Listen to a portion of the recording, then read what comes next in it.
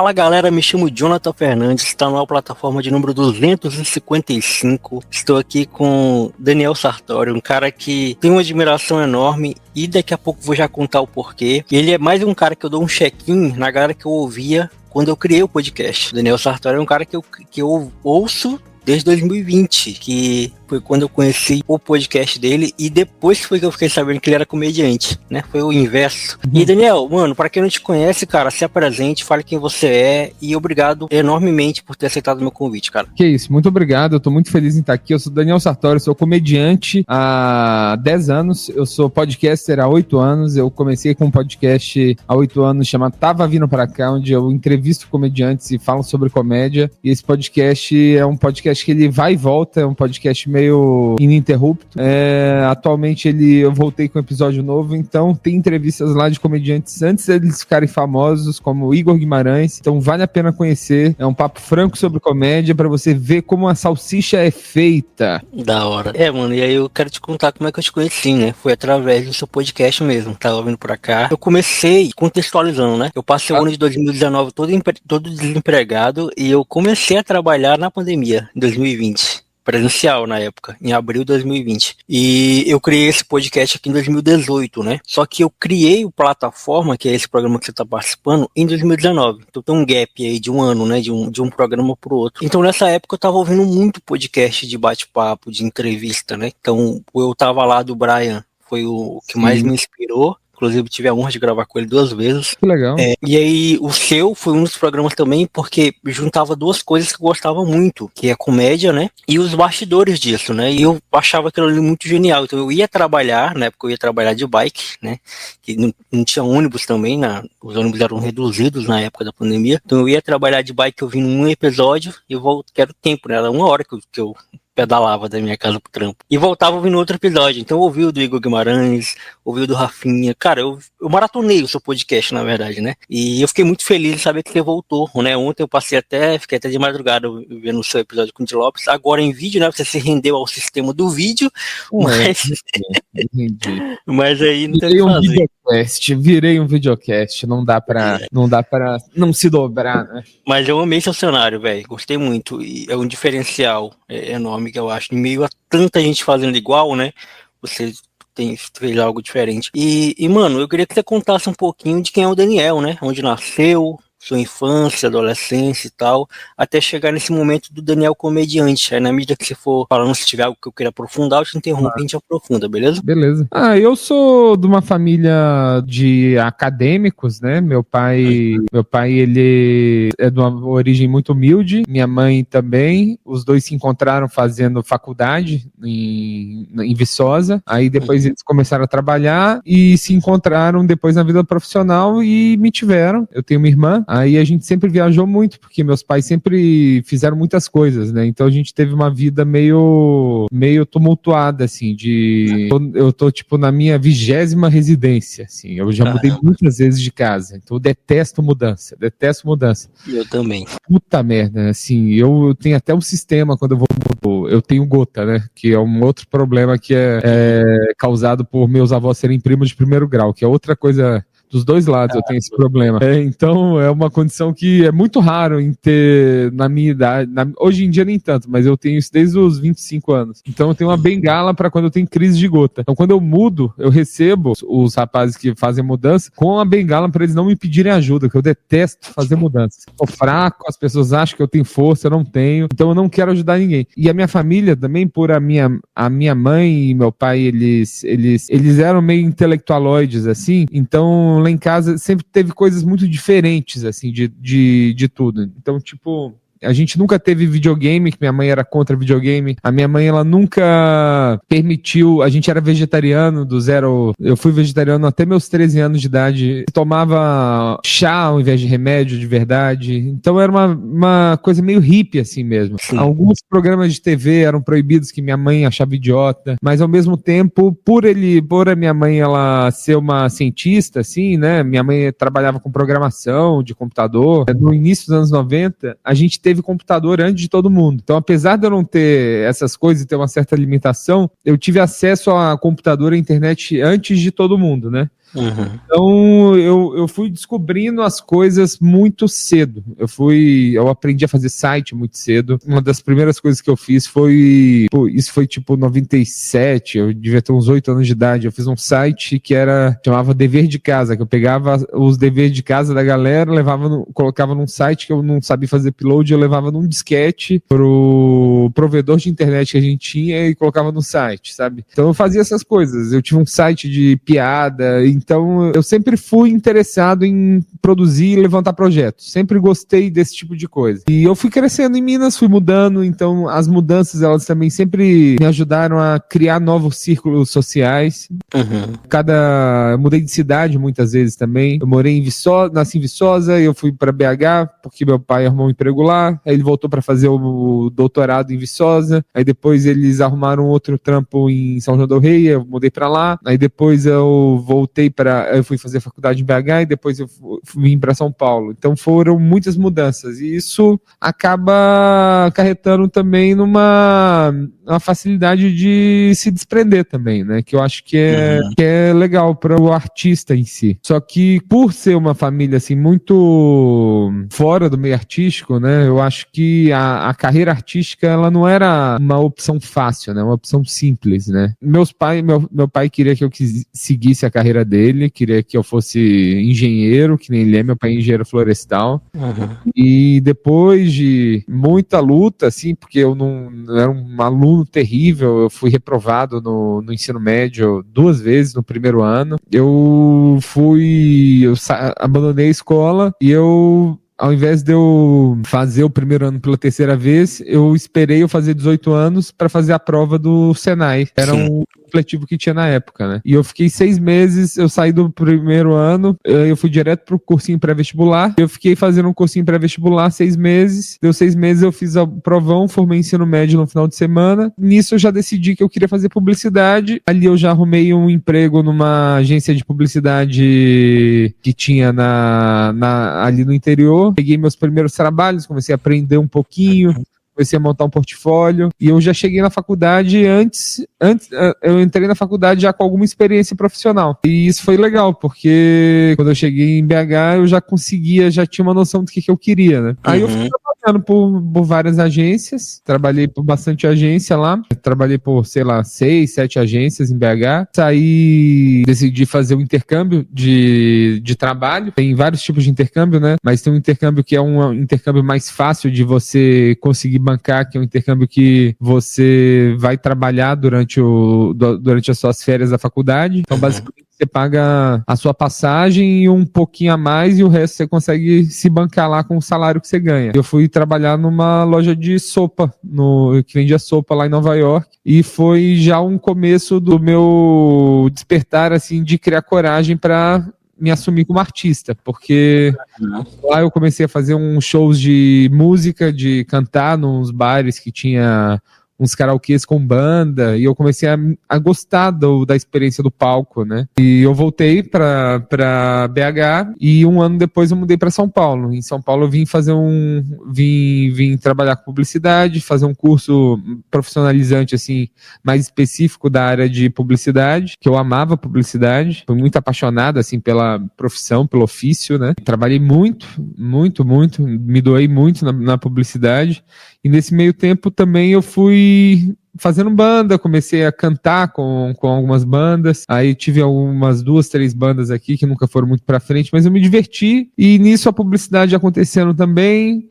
e eu fui redescobrindo a comédia. E aí eu fui conhecendo alguns comediantes gringos, fui estudando um pouco. Aí por volta de 2015 eu tive vontade de fazer comédia pela primeira vez. Eu conheci o Fernando Mui Laerte numa festa da agência, que ele era primo de um amigo meu lá que trabalhava. Eu perguntei pra ele onde eu podia começar, ele me indicou um bar. e eu fui nesse bar e na semana seguinte eu já fiz minha primeira vez e eu não parei desde então. Isso foi onde? Em São Paulo? Em São Paulo. Você se apresentou pela primeira vez em São Paulo, mas você já morava lá ou você só foi lá pra fazer show? Não, já tava morando aqui em São Paulo. Ah, pode crer. Mano, você falou um bagulho interessante aí que eu fiquei pensando agora, e o Plataforma é um programa bastante filosófico nesse sentido, porque eu sou uma pessoa meio viajada mesmo. Inclusive ontem no trabalho de home office, né? Eu no trabalho tava mais tranquilo ontem e a gente trabalha de atendimento. E do nada eu peguei e perguntei pra galera, pra vocês, felicidade é um estado de espírito ou é um momento, né? Aí o pessoal, pô, do nada isso? Do nada essa pergunta, mas é porque eu sou essa pessoa. E aí, ouvindo você falar sobre esse lance de ser artista, e aí eu vou me considerar um também, que eu me considero um artista, porque eu escrevo música, eu cantei, não canto mais, mas eu cantei por uma parte da minha vida, tive banda também, sou escritor, né, publiquei um livro recentemente, e eu considero comunicação uma arte também, então eu acho que, nesse sentido, eu sou um pouco artista. E aí eu quero te perguntar, mano, você enxerga que isso é algo que o ser humano nasce, de certa forma, ou ele tem uma entrevista do Lucas Silveira, o vocalista da Fresno, né? Muito, muito antiga essa entrevista, que ele fala que o compositor nada mais é do que uma pessoa normal que consegue captar coisas ao seu redor e transforma isso em letra. É óbvio que é o Lucas Silveira falando isso, né? Então para ele é muito simplista falar um bagulho desse. O que eu tenho uma visão meio que abstrata de que eu entendo que o que eu faço é difícil, mas eu não coloco isso acima de qualquer outra coisa. Então, por exemplo, quando eu publiquei meu livro agora, eu recebi muitos elogios. Caramba,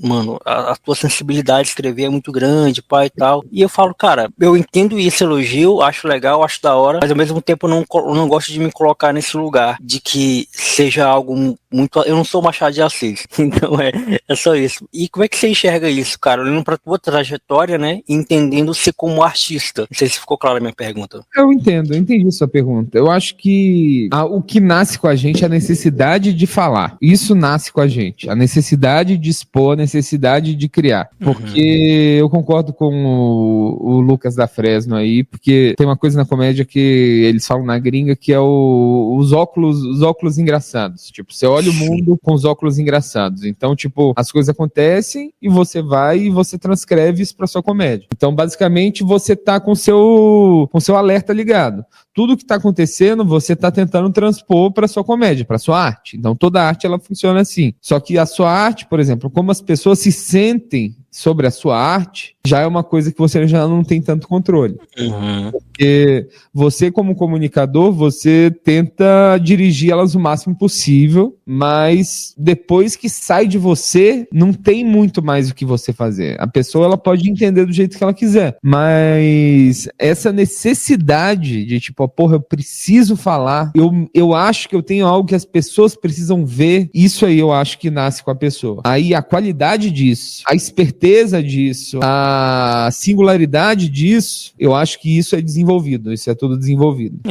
Eu acho que isso também difere, né, artistas de artistas, né, difere, tipo, cada um, o que motiva cada um a fazer cada coisa, e eu observo também, por isso que eu gosto muito da arte do stand-up, eu observo que, não só o stand-up em si, mas a comédia no geral, né, ou ao menos é como eu enxergo que ela deveria ser, é uma arte do desprendimento, né, onde eu não estou muito preocupado, porque assim, quando eu escrevo meu livro, eu também não estou preocupado se vai vender, até porque o livro no Brasil não dá dinheiro realmente, mas eu estou preocupado em ser lido, e eu acho que o artista no geral, acho que no âmago, eu não estou aqui para também policiar artista nenhum, mas eu acho que na sua essência, o artista deveria se preocupar com sua arte, né, com aquilo que ele propõe, e óbvio que ninguém paga conta com aplauso, e eu entendo, eu não estou entrando nesse mérito ainda não, mas assim, eu acho que vai diferenciar um artista de outro artista é o quanto que ele se doa para sua arte, o quanto que ele é refém dela, né? Sim. Se você enxerga assim também. Eu acho que existem os dois caminhos, cara. Eu acho que existem os dois caminhos. Existe a possibilidade de você agradar a plateia, fazer tipo, o que tá bombando agora? Eu vou fazer exatamente o que o público quer. Agora a literatura, por exemplo, agora na literatura, qual que é o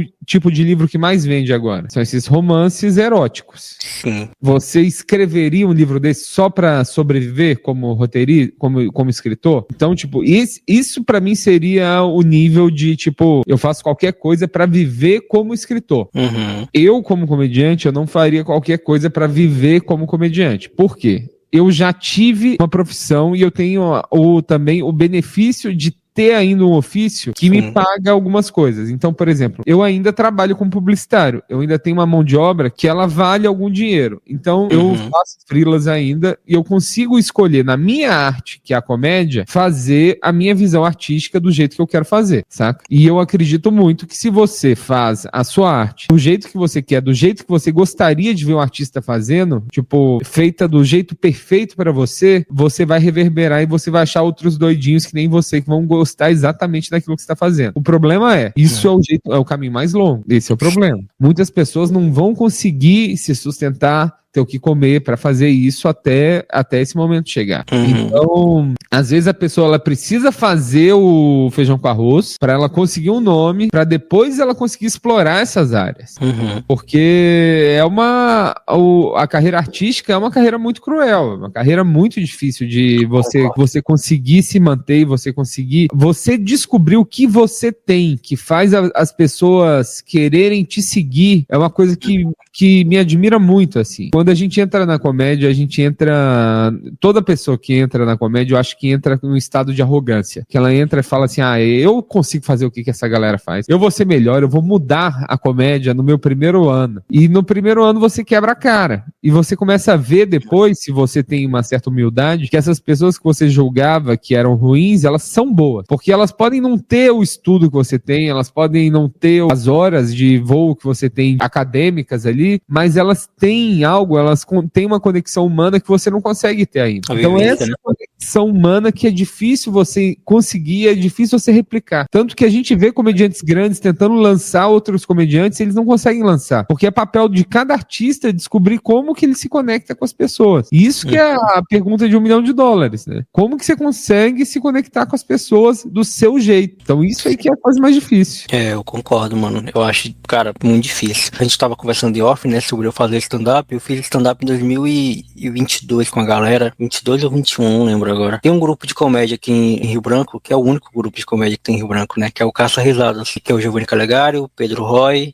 Rafael Barbosa, devo estar esquecendo de mais alguém. Todos esses já passaram pelo meu podcast, todos esses são meus amigos. E aí eu lembro eles todo mês eles fazem open mic, né? Pra tentar pegar novos comediantes. Eu fui no open mic, tá no meu Instagram essa minha apresentação. E aí eu sempre tive facilidade em escrever, cara. Então eu já tenho um ponto aí, né? Que eu consigo escrever. Só que escrever piada era algo que eu não sabia que eu sabia fazer. Que é uma outra coisa legal do stand-up, né? A pessoa escrever o próprio texto. Eu tenho um grande sonho na minha vida ainda de escrever um roteiro de um filme. Eu acho que eu vou conseguir ainda um dia, tipo meus 70 anos. Eu vou conseguir. Escrever, você consegue escrever hoje, né? Verdade. O difícil é levantar o filme. Bela correção, muito obrigado.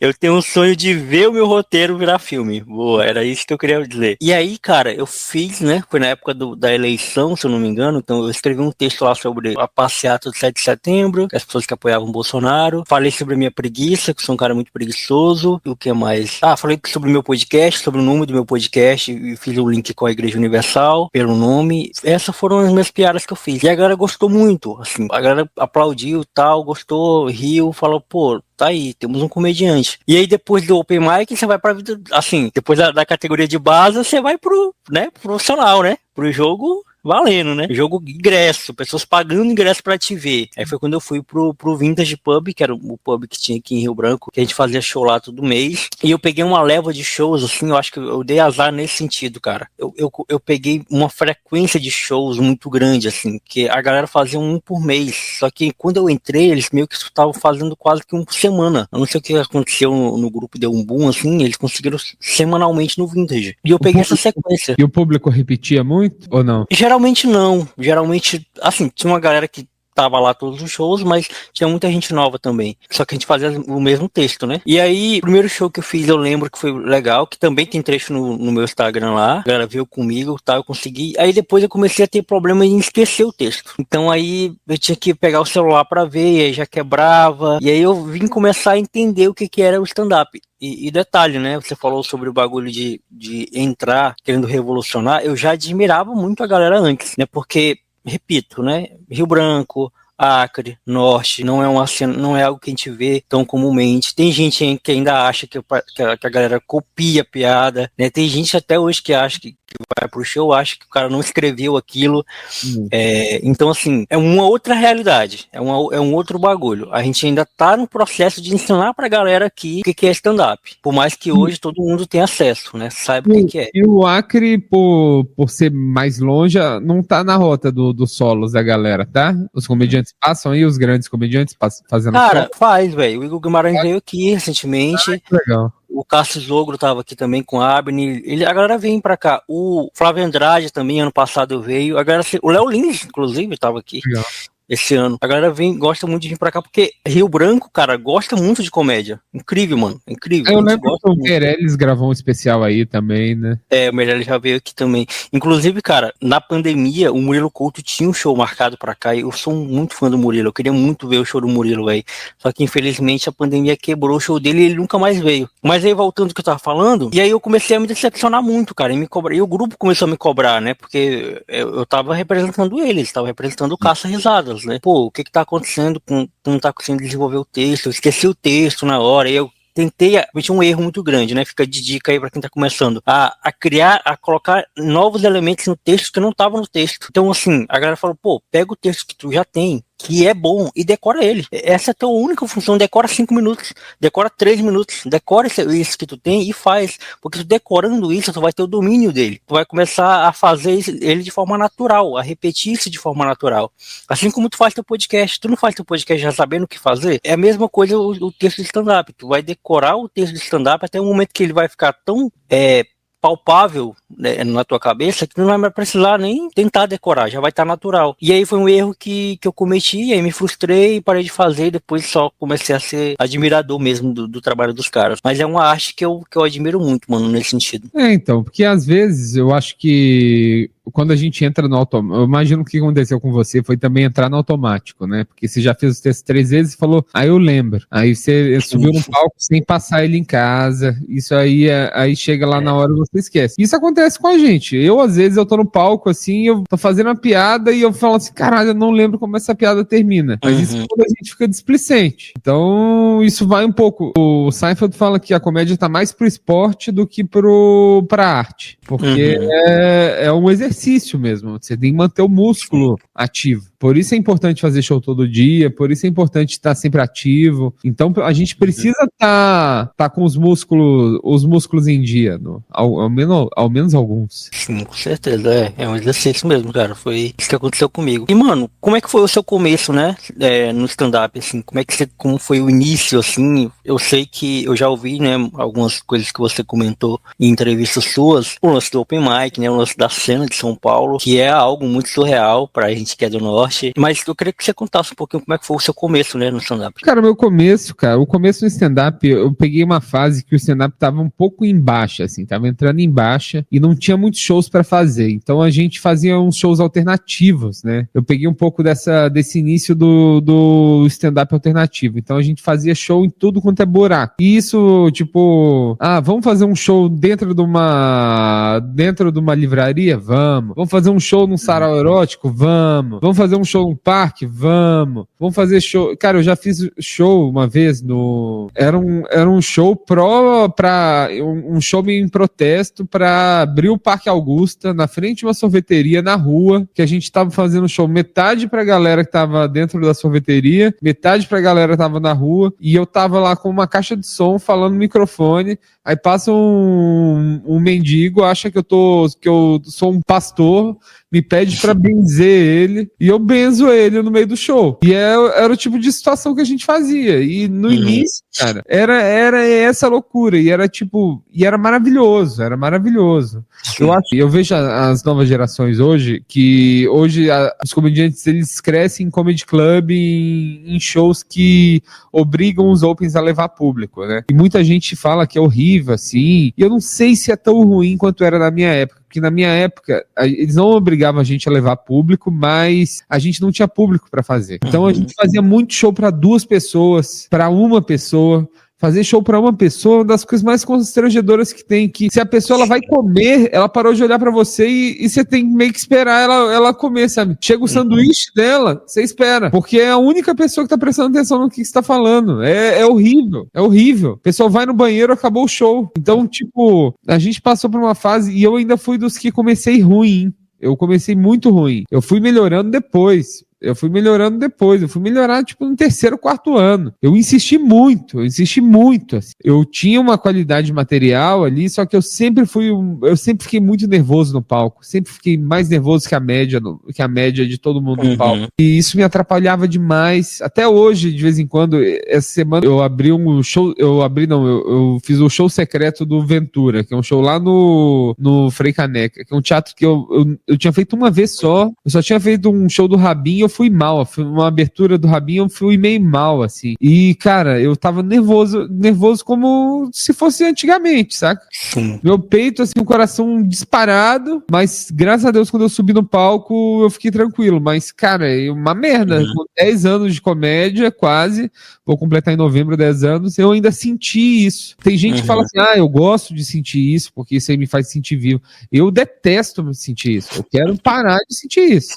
Sim. E meu objetivo é cada vez sentir menos isso, porque quando eu não sinto isso, eu tô presente, é onde eu tô mais confortável, quando eu tô me divertindo no palco. Então essa é a busca. Mas existem tipos de pessoas. Tem gente que nunca sentiu esse medo. E essas pessoas, assim, elas estão à frente de mim nisso. Mas eu acho que em algum momento eu vou ter uma vantagem também pelas outras coisas, outras vivências que eu tenho, sabe? Uma coisa que eu acho legal no teu texto, mano, pelo que eu já consumi, é o tipo de humor de observação. Você tem um tipo de humor de observação. Não sei se você já percebeu isso, ou se alguém já te falou isso, ou se eu tô sendo o primeiro a te falar isso. É no sentido de você fala coisas do cotidiano, coisas que passa com você, obviamente, né, que o comediante fala muito sobre si, só que de uma forma que eu consigo trazer para minha perspectiva e visualizar isso. Eu gosto muito de coisas que são visuais, eu gosto muito de coisas que são... Eu vou usar um termo que não se aplica muito, mas é só para explicar um pouco sobre o que eu tô falando. Didático. Eu gosto de coisas que são didáticas, no sentido de... Tem um rapper que eu gosto muito, que é o Freud, né? Eu gosto muito do Freud. E eu gosto do Freud... Mineiro. Eu gosto muito do Freud pelas letras que ele tem, porque ele fala coisas complexas de uma maneira muito didática para as pessoas. De uma forma muito... Por isso que Racionais é tão incrível, porque o Racionais fala a língua do povo. Sim. Racionais fala a língua que a galera consegue entender. Por isso que minha mãe não deixava eu ouvir Racionais, porque Racionais falava de coisas diretas à comunidade que entendia o que ele estava falando. Então a minha mãe falou, não escuta essa galera, porque na cabeça da minha mãe, da época, ele estava me incentivando a fazer aquilo, sendo que não, ele estava só dizendo como que o mundo funcionava, né? E eu tava, como eu te falei, né, eu tava até 11 de madrugada vendo seus vídeos, né, porque diferente de alguns podcasts, eu me preparo, né, para receber o convidado. E eu queria que você falasse um pouco como que você construiu isso, né? Como que você entendeu como seria o seu texto, né? Como que você foi construindo o seu texto para você encontrar esse aqui é o Daniel Sartório que eu me sinto confortável para falar sobre esses assuntos. Cara, eu sinto que eu sou uma pessoa que eu tento ser diferente. Por exemplo, por ter essa criação diferente eu não tenho o fator identificativo, eu não tenho tanto. Eu sinto assim que, tipo, a maioria das pessoas não se identifica comigo. Eu sinto isso. Eu fui achando as outras coisas, o fator de identificação, de outras maneiras. Por exemplo, um pensamento assim, de pensamento intrusivo, assim, de você ver uma pessoa na rua, você troca contato visual e você ter vontade de mostrar o dedo pra pessoa, sabe? Umas coisas assim que eu tenho e que eu fui descobrindo que as outras pessoas também têm, mas já é um cavucar um pouco mais fundo, sabe? E eu sempre gostei, e isso é uma herança da publicidade, porque na publicidade você não quer ter a primeira ideia, porque a primeira ideia todo mundo já teve. Na publicidade se premia as melhores ideias, as ideias mais criativas, né? É o que faz você ser promovido, o que faz você mudar de carreira, o que te tira do país. Então, isso é uma coisa que sempre veio pra mim também tudo. Eu sempre quis que, tipo, eu quero que a minha comédia ela seja imprevisível. Eu quero que a pessoa ela tá escutando e ela, tipo, ela não consiga entender direito a minha linha de pensamento. Só que aí, às vezes, é imprevisível demais e fica inverossímil. Então, hoje em dia, eu tô conseguindo... Eu tenho uma teoria que eu ainda não sei se é minha essa teoria, porque eu eu não lembro se eu criei isso ou se eu li em algum lugar. Eu tô tentando achar, relendo as coisas para ver se que um dia eu ainda quero pôr isso em algum tipo de livro, mas que tipo que é uma piada, ela é um salto. Se você coloca um espaço grande demais, a plateia vai saltar, ela cai dentro do buraco. Mas se você põe curto demais, o salto ele é curto e não é, tipo, impactante. É só um pulinho. Então tem que ser um salto que seja curto o suficiente para a plateia não cair, mas grande o suficiente para ser um ato grandioso, um salto. Então, tipo, eu gosto de falar do que as pessoas não estão falando. Eu gosto de achar um ponto de vista que ninguém pensou. Eu adoro isso. Tipo, agora, por exemplo, eu tô numa guerra contra esses carros elétricos. Eu tô tentando achar pontos para falar mal de carro elétrico. Eu tô revoltado com uma coisa desses BYDs, que eu descobri que aqui em São Paulo a gente tem o rodízio dos carros, né? E você tem o final de placa que um dia da semana você não pode sair com seu carro na rua. E os carros elétricos, você não precisa respeitar isso. E eu acho ridículo essa parada, saca? Se você tem 200 mil para comprar um carro, você tá acima da lei. Acima da lei. E você já andou no Uber, que é esses motoristas de carro elétrico? Sim. O cara se acha. O cara, ele tá lá assim, falando, cuidado com o meu carro, não bota a porta. Parece que ele passou em engenharia de verdade, saca? Parece que ele estudou numa federal. E eu tô na revolta com esses caras. Na revolta. Então eu parto dessa revolta, eu parto desse ponto de vista que eu não vi ninguém falando, e eu tento criar algo. Só que aí, às vezes, eu falo, por eu também...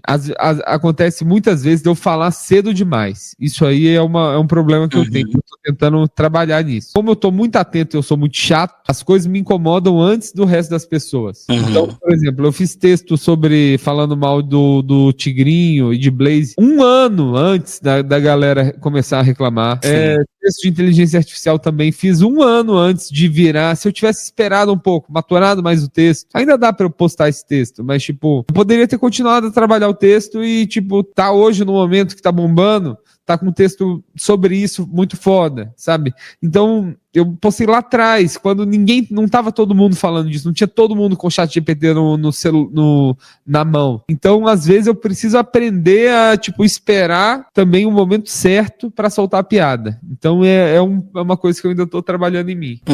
Eu amo os seus textos quando você fala de peso, velho, de ser gordo e tal. Eu acho muito inteligente, porque esse tipo de humor, de loira, de português, de gaúcho, de gordo, são meio que saturados, né? Muita gente já falou sobre esses temas, só que você faz de uma forma que é diferente. E isso que você falou é real, mano. Diferente, né? Eu queria falar um pouco agora também sobre como que eu te conheci, né, mano? O lance do podcast, né? Qual foi a ideia, né, que você teve pra criar? Como eu falei no início, eu achei muito diferente, gostava muito de ouvir, porque você levava pessoas que eu gostava muito na comédia, e a forma que você fala também. Você tem uma forma de falar que é muito... Eu acho que é por isso que eu ouvia pra ir trabalhar, é muito calminha. Então, muito calmante, assim, então era muito bom. E você fazia perguntas muito legais também pra galera sobre o lance de comédia. Pra quem é mais curioso, pra quem é mais nerd nesse sentido, né? Eu assisti o documentário do Di Lopes completo, né? Lá que você participa, que eu gosto de ver essas coisas. Eu vi o do Rafinha também, lá na gringa, e eu gosto de ver esse backstage, né? Até porque eu, por um curto período de tempo, eu também fiz parte dele, trabalho braçal, de como é que é a preparação antes, né? Como é que é o pós também, você ir pro bar e celebrar a noite legal que foi, e o lance também de perguntar pro outro comediante, eu fui bem, a galera veio, eu acho muito legal também, e por isso que eu gosto de ouvir os bastidores da comédia, né? Então, qual foi a ideia, mano, assim, de criar Tava Vindo Pra Cá, que é uma frase de comediante também, né? E por que o lance de parar, né? Parar e voltar. Então, o que acontece? Quando eu comecei na comédia, eu sou muito nerd de tudo que eu faço, assim. Não sou nerd no sentido de, tipo, filme de super-heróis, essas paradas. Não, mas eu sou obcecado pelos assuntos. Então, tipo, eu tive 3 paixões na minha vida, assim, de assuntos. Que foram artes marciais, que foi, tipo, a primeira fase da minha vida, foi 100%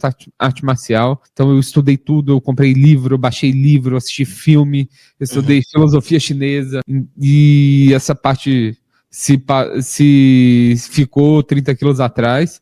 Aí a segunda fase foi publicidade, que foi, eu estudei pra caralho, eu trabalhei pra caralho, estudei tudo, vi tudo que dava pra ver estudei os maiores, que eu queria ser o maior publicitário de todos os tempos. Eu tenho essa ganância, saca? De tipo, porra, eu vejo o que os melhores fazem, eu quero chegar ali. Sim. Aí, quando eu entrei na comédia, eu comecei a ver isso também. Aí eu descobri os podcasts de comediantes gringos, né? Que eram, os principais eram o WTF, do Mark Maron, aí tinha o You Made It Weird, do Pete Holmes, e também o do Joe Rogan. Eu escutava pra caralho esses 3 podcasts. Eu só não fiz em vídeo igual o do Joe Rogan, porque eu não tinha dinheiro pra 3 câmeras. Eu, desde o início, se eu pudesse, eu teria feito em vídeo. Era meu objetivo. Eu até encontrei um amigo meu que ele tinha uma produtora e na época eu falei pra ele, cara, vamos fazer isso, vamos fazer em vídeo, entrevista em vídeo. E ele falou que ele leva até hoje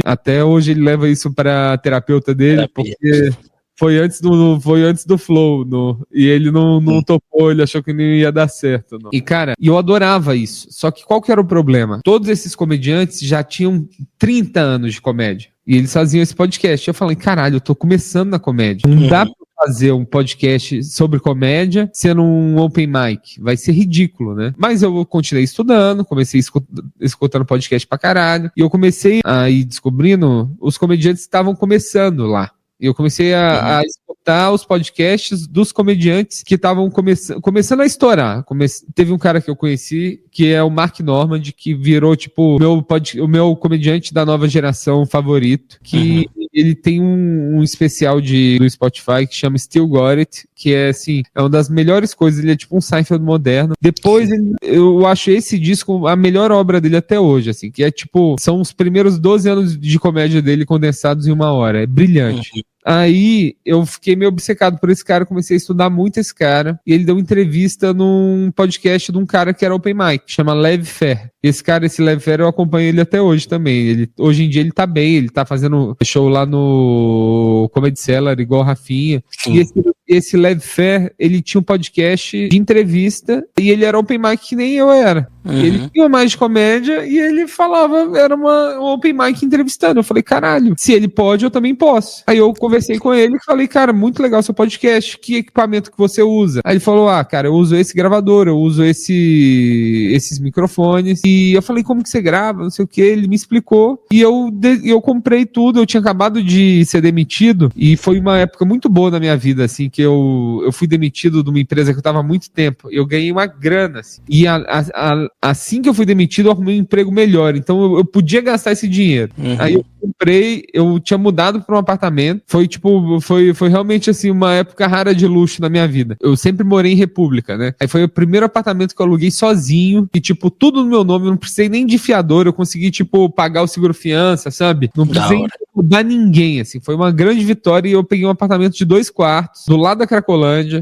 Mas, tipo, um apartamentozinho maneiro. E um dos quartos iria ser o estúdio do podcast. E eu fui lá, comprei esse gravador, comprei o microfone, pedestal e comecei a gravar. Aí eu comecei a pedir ajuda pros meus amigos. Aí eu entrevistei 3 amigos pra entrevista, assim, pra aprender a entrevistar, né? Entrevistei a Mauri Silva, o Leandro de Vera e a Raquel Curo. Eu ainda tenho essas entrevistas em algum lugar que eu ainda vou soltar essas entrevistas. Aí o Amauri, com um amigo dele, Guilherme, eu acho, ele fez aquela trilhazinha ele tocava baixo e levou um amigo com violão e eles tocaram aquela música. Aí a gente fez a trilha da abertura e aí a gente começou o podcast. E, cara, o podcast foi um sucesso, assim, desde o início. Só que o que acontece? Eu tenho um problema que eu detesto me repetir.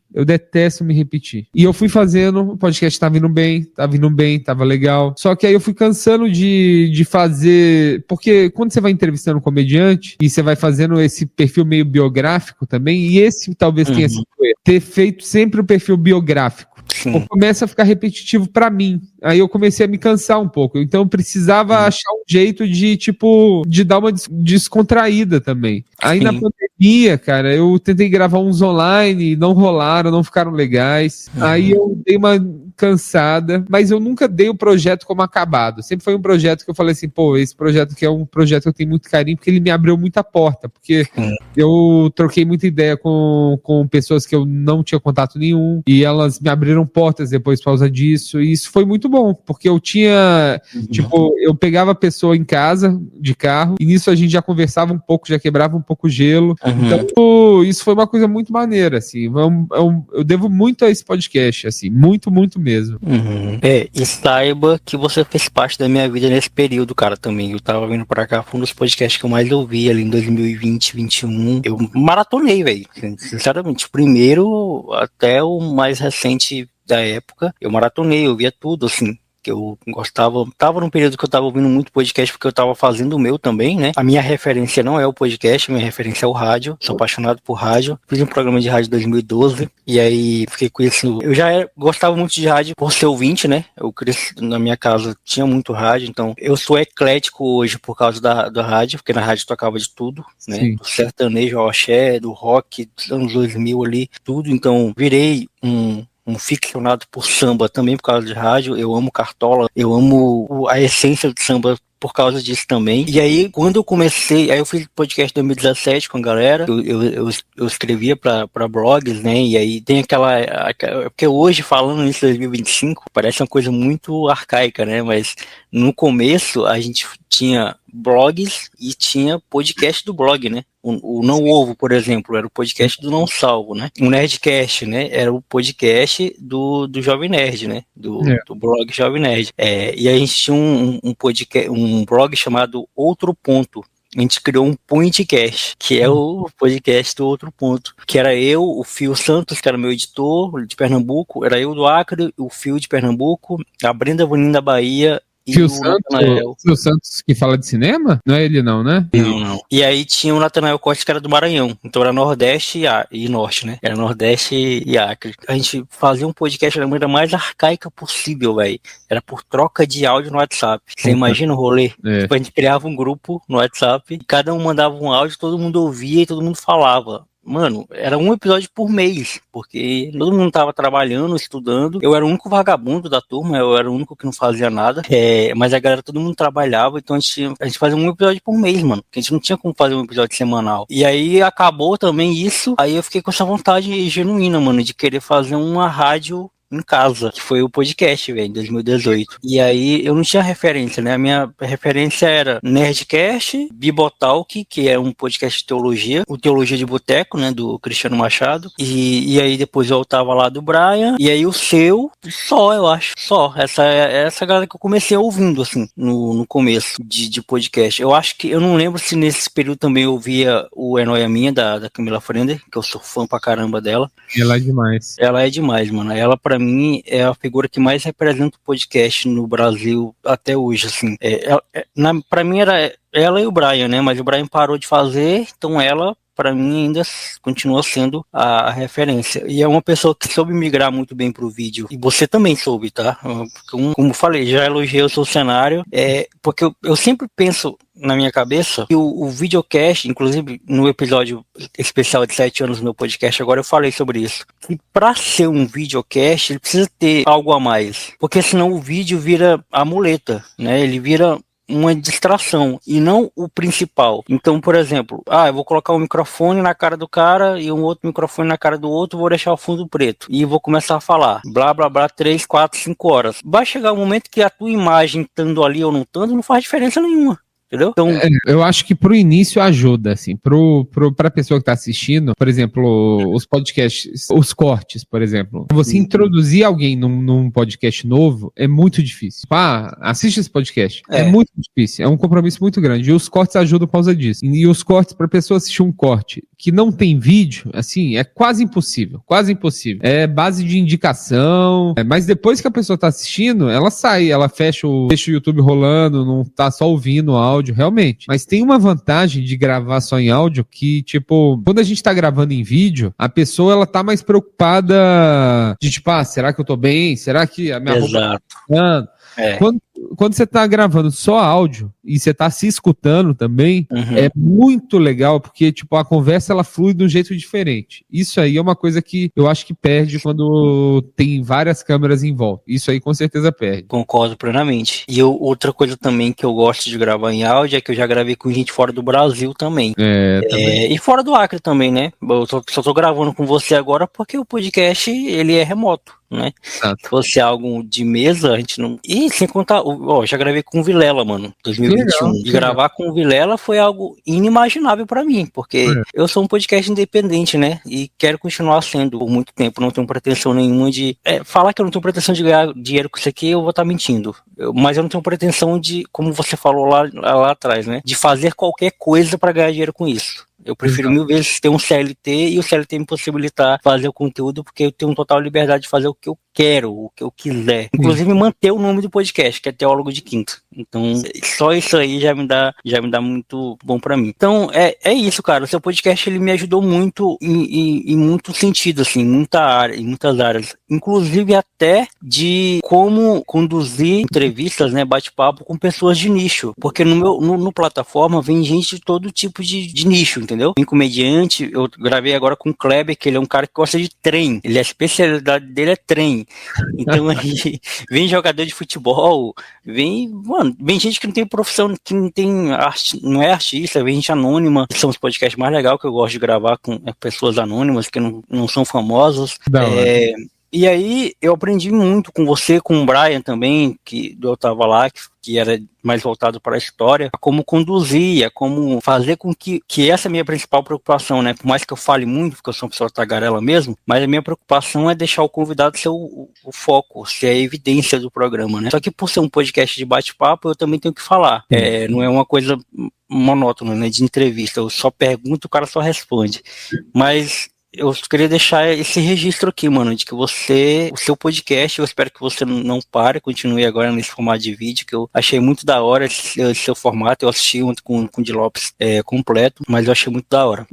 Eu fico muito feliz, mano. Muito obrigado. Muito bom. E, mano, eu gosto de brincar que o final do programa, ele é o lugar de fala do convidado, né? Onde o convidado pode falar o que quiser, pode mandar abraço pra quem quiser, se quiser, obviamente, né? E falar aquilo que eu talvez não tenha perguntado, porque ficou claro que não é uma entrevista, é um bate-papo. E eu queria que você ficasse à vontade aí. Mais uma vez, cara, obrigado por me dar mais um check-in de gente que eu ouvia e agora tá aqui no meu podcast. Que da hora. Muito obrigado aí pelo convite e queria convidar a audiência aqui para conhecer meu trabalho no meu Instagram, @Daniel Sartório. Meu podcast estava vindo para cá e também eu tenho um podcast que eu faço com a minha mulher que chama Quem é Meu Bebê Podcast. Eu já ouvi também. Bem legal. É mais legal do que tava vindo pra cá, porque a minha mulher, ela é bem mais engraçada do que eu, viu? Então vem assistir, a gente tá fazendo lives diariamente. Ultimamente a gente tá num hiperfoco de batalha de rima, que tem bastante relação com stand-up. Assim, a gente faz os contrapontos do que a diferença da comédia para a batalha, e a galera tá gostando bastante disso. Então venham conhecer. Muito obrigado, foi maneiro. Tamo junto, Daniel. Até a próxima, mano. Valeu!